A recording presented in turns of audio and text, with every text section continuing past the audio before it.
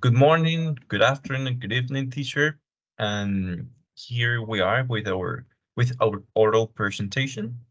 We're gonna be explaining the question: how do you think British culture history has affected the decision of not fully joining the European Union and the results of the current Brexit situation? We're gonna be dividing that into three parts. The first one, it's gonna be talking about how the British um, well, the historical culture of the UK has affected um, their decision about leaving the European Union or not fully joining. Then we're going to be talking about what Brexit is and the current situation. And finally, we're going to be talking about how do people feel about it, do British people feel about it. So first, we're going to be starting with Dana Lisset, and then myself, Juan Jose Gonzalez Correa, and finally Alejo Cancino. Dana, please. Okay. Good morning, everyone. Oh, good afternoon or good evening. To start, I'm going to give you a brief context about a British location. Well, in the first image, we can see the difference among the three concepts. First one is Great Britain.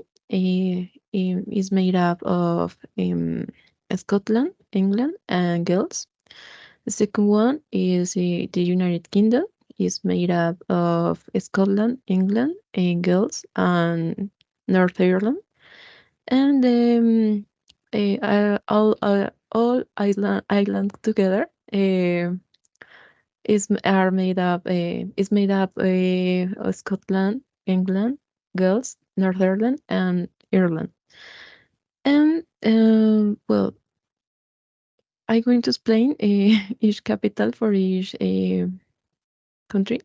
So England with capital in London, Scotland with capital in Edinburgh, with Wales with capital in Cardiff, and North Ireland with capital in Belfast.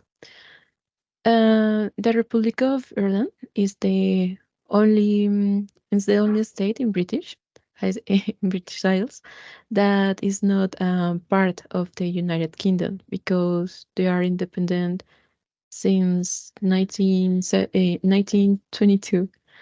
Um, a couple of years after the First World War. The name of state, please, Alejo, next slide. The name state to refer to United Kingdom is United Kingdom people is British, but people will like you if you call them by their name of state. So England people are English, Scotland people are Scottish, Gales people are Welsh, and North Ireland people are North Irish. Um, Next slide, please.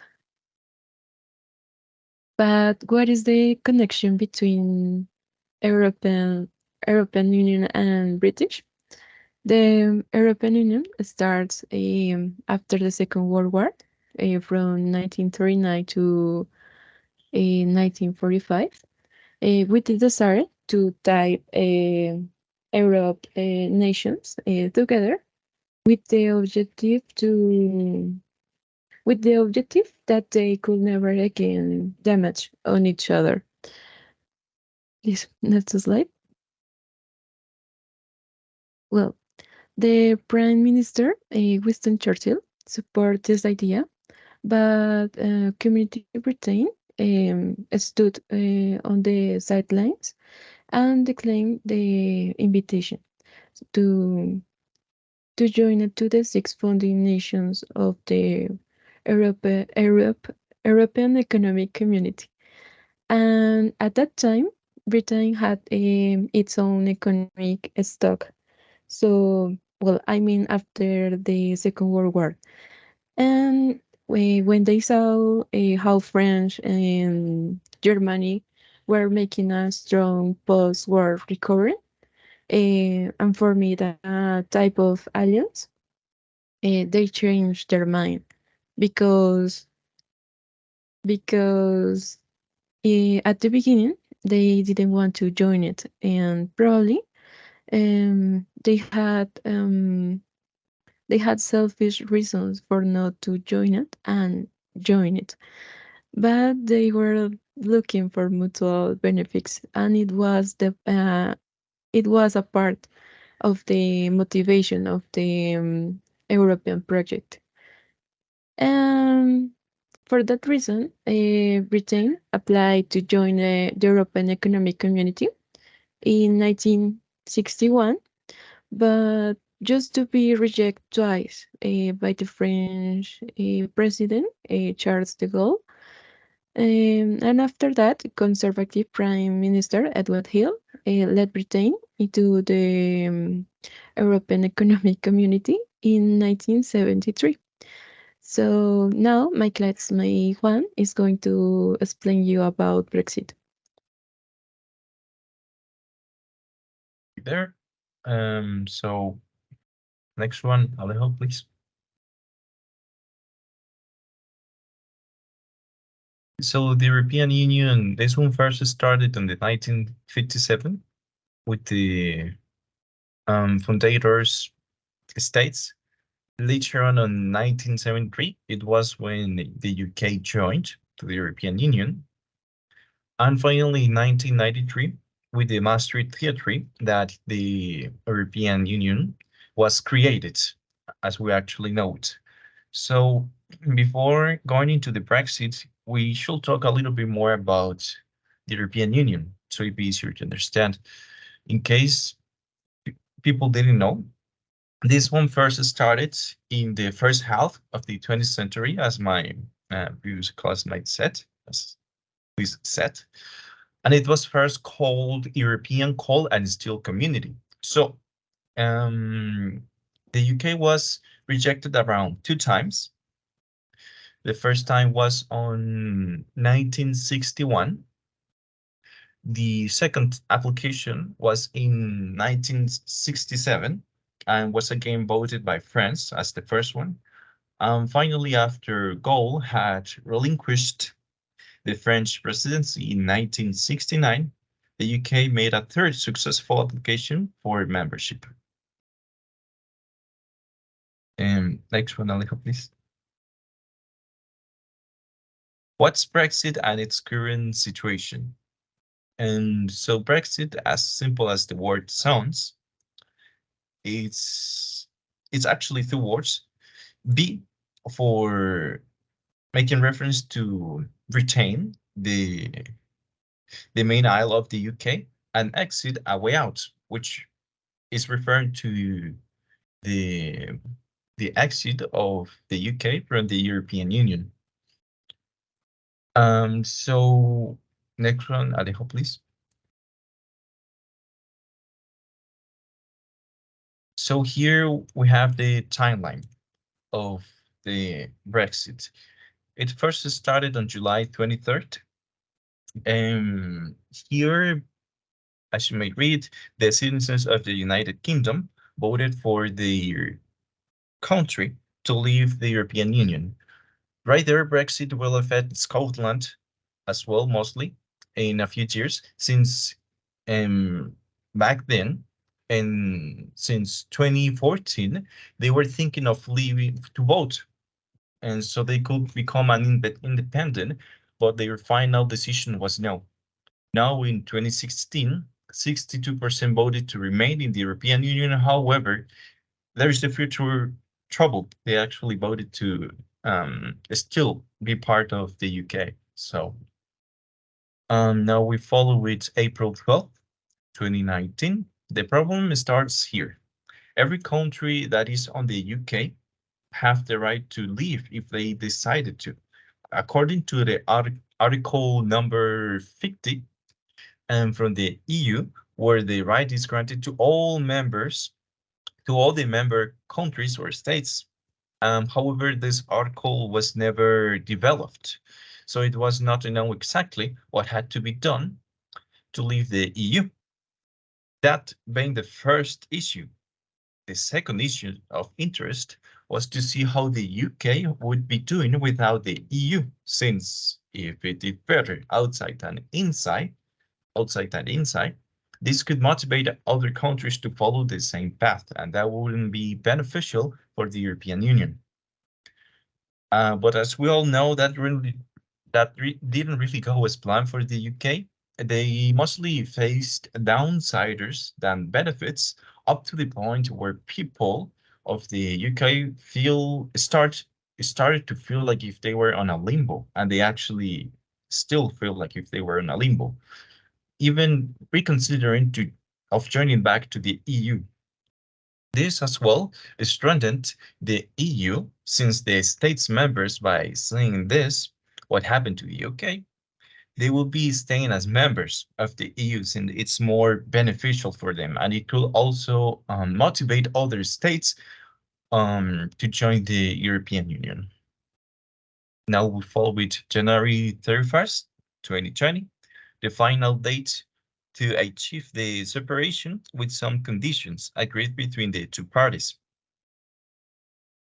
And here it was extended to the February 1st, 2020, where when they finally, we could say, left the European Union, but they gave a period of transition during British citizens and companies would not be noticing the effects of the Brexit, or in other words, the effects of leaving the European Union. And it took them so long, since when the UK joined the European Union, they had to give up some of their territories and sovereignty. sovereignty. Um, and they didn't really like that. As we all know, they had the mentality of being mostly their own bosses and being in control of everything.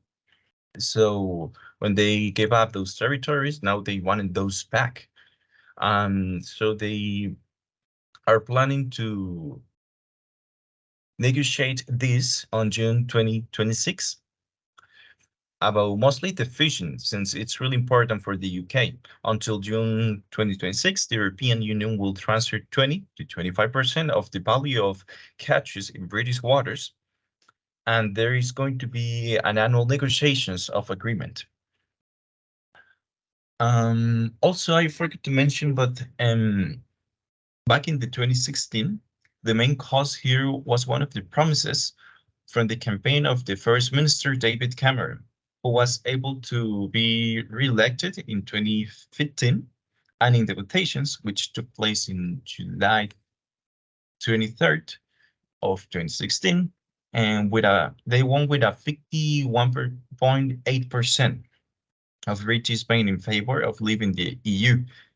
So it actually finished a relationship with the EU of more than 4 decades. And it really had an impact, since when the UK joined in the European Union, um, they had already gave up their territories and everything. So yeah, that will be all for my part. Now my classmate Alejo will be continuing with this part. Yeah, Thank thank you you, very Juan. much. Well, how British people feel about Brexit? Well, to begin, I would like to present some statistics from the Tony Blair Institute, which said that the 65% of the people that they surveyed said that they regret of their decision, and they, yeah, they regret of their decision. And the 56% of the people want at least a return to the European market, because it has been like a bad situation for them. So they're waiting for that, at least. Well, now we have a phrase that it's, we don't want people to tell us what to do. This phrase was very common with let's make green and great again, um, in the times of the battle of Brexit. And a lot of people start saying these phrases like because they don't want people to tell them what to do. And Right now, they said that in a lot of interviews, street interviews, they said that they regret of taking that decision for what they didn't for Brexit because they didn't know the real consequences that this will bring them, and they think that the politicians didn't give them the enough information for them to know all the consequences. So a lot of people it's retracting of taking that decision. It's not bad. There's kind of people that it's winning with this situation. Some enterprises are making more sales, are like are being bigger, but in the bigger amount of people, it's a bad situation. Well, also people said that there's no workers in the sectors of health, sanitation, construction sectors, because it's kind of uh, works that people from British did don't want to do. So the immigrants that did these works just traveled to different countries, and now there's no workers. An example could be an enterprise, a British enterprise, familiar enterprise, which tried to expand his territory, and the plan was to be finished in 2 years, and they finished in 5 years. And in those 5 years, they just hired one British worker and the other workers from these different nationalities, but all of them ask for more money. They know that there's no workers, so they ask for more money, and that's causing that the quality of life price of the UK is going to increase. Well, now talking about immigration, people say that it depends because in some places, like in Boston, it was the immigration was like 4 times more than now. It has been decreasing a lot, but in other parts, like in North Ireland, it has been increasing since Brexit because now you just need to be a good worker. You need to know, like, have knowledge and speak the idiom, like English. Well, yeah. Now I would like to talk about a phrase that from Paul Farage, the leader of the Brexit movement at the beginning. So in a recent interview, he just said that they were taking more control of their local business than before with the European Union. So the Brexit it's like a failure. So it could be an example of why British people start to think that Brexit is not a good option and it's like a mistake. Yeah. Now Juan Jose is going to explain the conclusion.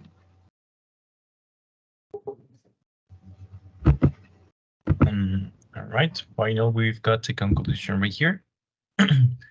um, as already mentioned several times, all my classmates and I, due to its history as one of the biggest empires of the world, the older people and part of the new generations are influenced by the wish to be completely independent, to be their own bosses, to have the control, you know, um, tending to want back the recovery of the power they once had, even if they must separate from the European Union, which offered political, economic, and social stability.